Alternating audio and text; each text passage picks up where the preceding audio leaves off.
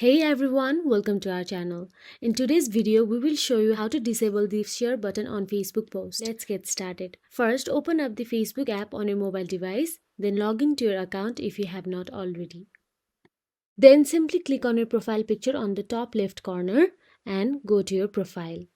Then scroll down and locate the post you want to disable the share button of. Here I have this post and you can see the share button is visible at this moment. But if you click on this three dot and click on the edit privacy, and you can edit any one of them, but I have kept on only me and the done option, and there you can see there is no share button available now. You can customize your post privacy settings. Click on the edit privacy and you can customize according to your preferences. You can keep your trusted friend or family members, or you can also keep only me.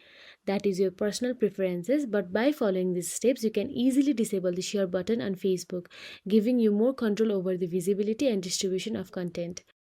We hope this tutorial was helpful to you. If you found it helpful, please like, share and subscribe to our channel.